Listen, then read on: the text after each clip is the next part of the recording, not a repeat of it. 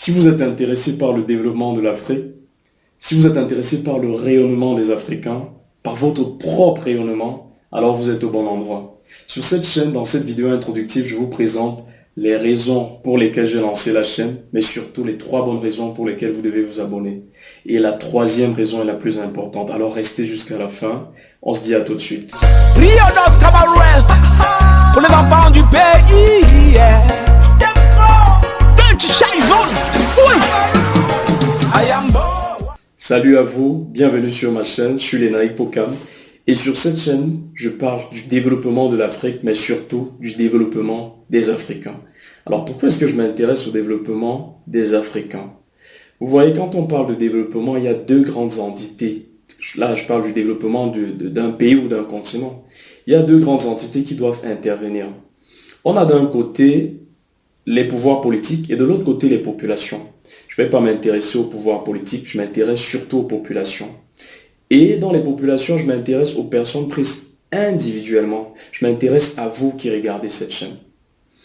C'est intéressant, je vais évoquer ça d'abord, de voir le comportement des Africains depuis le début de la crise sanitaire qui affecte le monde tout entier, le Covid-19. Et sur cette chaîne, je tiens à féliciter les Africains parce qu'on ne le fait pas souvent, on ne le fait pas souvent suffisamment. On ne se félicite pas suffisamment parce que les prévisions pour l'Afrique au début de cette crise étaient plutôt sombres. Mais on s'en sort plutôt bien. Et on s'en sort vraiment très bien parce qu'on voit émerger dans ce contexte de crise des idées intéressantes, des solutions intéressantes proposées par les Africains. C'est comme s'il fallait attendre qu'on soit victime d'un problème comme celui-là pour se réveiller. Mais en fait, c'est ça. On attend toujours d'être victime d'un problème pour être réveillé. Et vous allez comprendre, je classe ça dans une catégorie très intéressante dans les vidéos suivantes.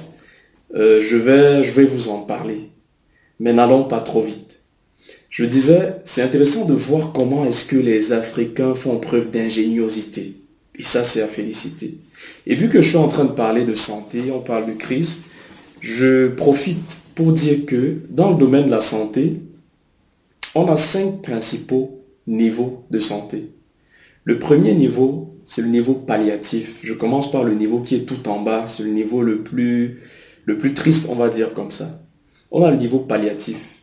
Les personnes qui se trouvent très souvent au niveau palliatif sont en train de mourir. Les soins vont consister à les accompagner vers la mort. On va soulager les souffrances afin que la personne puisse mourir paisiblement. Au-dessus de ce niveau-là, on a les soins de réadaptation. C'est le niveau réadaptatif. On va aussi parler de soins de réhabilitation. Certains vont parler de soins de rééducation. Là, ça concerne les personnes qui ont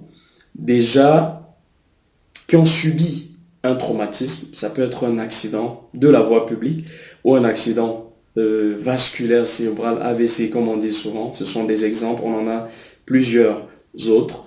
Donc, la personne qui a subi un accident comme celui-là va devoir, surtout quand c'est grave, va devoir passer par la réadaptation, réapprendre certaines choses, développer de nouveaux comportements, pas forcément restaurer les anciens, mais c'est comme si la personne entrait dans un nouveau développement.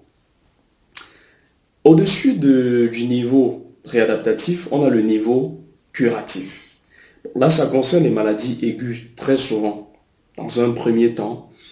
Et il s'agit des personnes qui ont, par exemple, voilà une maladie qui nous cause des misères depuis des années, le paludisme.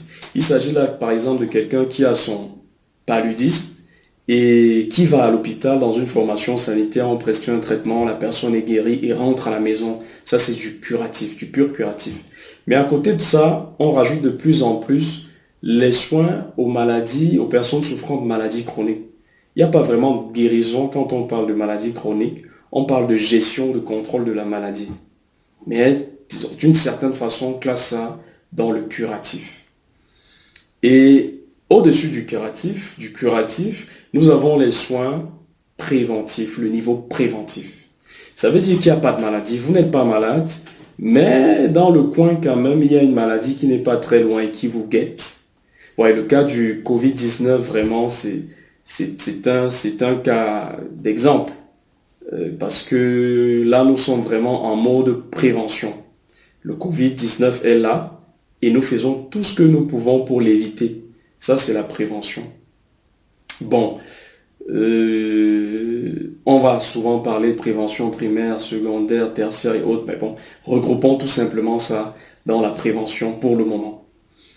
Au-dessus, le top, le principal niveau, bon, pas le principal niveau, mais le niveau qui est au-dessus de tous les autres, c'est le niveau promotionnel. À ce niveau, s'il n'y a pas vraiment de maladie, il n'y a pas de maladie qui rôde dans le coin et qui vous guette, vous êtes plutôt bien, vous sentez plutôt bien, mais vous pensez que vous pouvez faire mieux, que vous pouvez améliorer votre état de santé. Ça, c'est la promotion de la santé. On va parler de soins promotionnels. Maintenant, quand je reviens sur notre gestion de la crise que nous vivons actuellement, je disais que nous avons tendance à attendre qu'il y ait des problèmes pour agir. On attend qu'il y ait des problèmes pour intervenir. Et c'est pas bien. Il faudrait que cette habitude-là change. Nous ne sommes pas obligés d'attendre nous ne devons même pas attendre qu'il y ait des problèmes pour y agir. On peut faire les choses autrement. Sur cette chaîne, c'est ce que je voudrais faire. C'est la raison pour laquelle je lance la chaîne. Pour nous interpeller et proposer des solutions pour qu'on soit de plus en plus préparé à faire des choses, pas dans le domaine de la santé, mais vraiment dans tous les domaines de la vie, à faire les choses au niveau préventif et au niveau promotionnel. Et ça concerne tout le monde. Parce que comme vous allez le voir dans la suite, dans les vidéos qui vont suivre, je vais vous présenter un modèle sur lequel repose toute mon approche. Et vous allez voir que ça concerne tout le monde et que si vous décidez d'échapper, si vous décidez, je parle de décider parce que c'est un choix, si vous décidez de ne pas apporter votre contribution à l'Afrique, au développement de l'Afrique, vous serez classé parmi les gens qui n'ont pas participé, qui ont regardé pendant que les autres travaillaient. Ça concerne tout le monde. Et alors, concernant les raisons pour lesquelles vous devez vous abonner à la chaîne, je vous invite déjà à le faire. Vous pouvez abonner et liker, partager même déjà pour que plus de personnes viennent regarder et s'intéresser au travail que nous allons faire sur cette chaîne. Concernant les raisons pour lesquelles vous devez vous abonner, j'ai évoqué déjà la première. C'est que je me suis arrangé à structurer le développement personnel. Parce que c'est de ça qu'il s'agit. Il s'agit de développement personnel, mais vraiment pour les Africains. C'est pas du développement personnel comme c'est servi sur Internet. C'est pas mauvais, mais l'un des reproches ou l'une des limites que je trouve dans le développement personnel tel que c'est servi sur Internet, c'est que ça va un peu dans tous les sens. Il n'y a pas vraiment de structuration, d'organisation du modèle personnel, du développement personnel. Et c'est ce que j'ai essayé de faire durant ces 5 dernières années. J'ai essayé de structurer le développement personnel. En fait, j'ai essayé de structurer le travail au niveau de la santé, vu que je suis dans le domaine de la santé. Et je me suis dit, ça pourrait être généralisé d'une certaine façon. C'est pas que ça pourrait être. Vous allez vous rendre compte que ça peut être généralisé. Ça peut être appliqué au domaine de la santé. Mais comme je dis, si on est tout le temps en train de parler de maladie et de santé, la santé elle est positive, fondamentalement. Mais si on est tout le temps dans ce continuum, la santé-maladie, finalement, on ne va pas s'intéresser aux autres domaines de la vie qui pourtant sont les domaines qui permettent de faire émerger le potentiel de chaque individu et finalement de faire rayonner le continent. Donc, vous avez remarqué que je parle beaucoup, la chaîne, au niveau de la page Facebook, de la chaîne YouTube et de mon compte Instagram, j'ai mis active ton potentiel. Vous allez comprendre pourquoi je parle d'activer. Vous allez comprendre pourquoi je parle de potentiel. C'est 2 termes très importants. Vous allez comprendre pourquoi j'ai choisi ces termes-là quand je vais vous présenter dans la prochaine vidéo c'est que j'ai intitulé, j'anticipe déjà en vous disant, c'est que j'ai intitulé la potentiologie. Entre guillemets, la science qui étudie le potentiel humain. Ah, du moins, ce qui a la prétention d'étudier le potentiel humain. Donc, je vais vous la présenter. Je travaille dessus depuis bientôt 5 ans. Je me suis même lancé dans la rédaction d'un livre que j'ai intitulé Introduction à la potentiologie.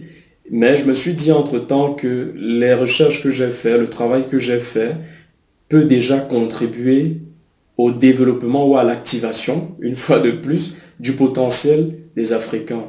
Et on peut partir de là vraiment pour faire rayonner le continent.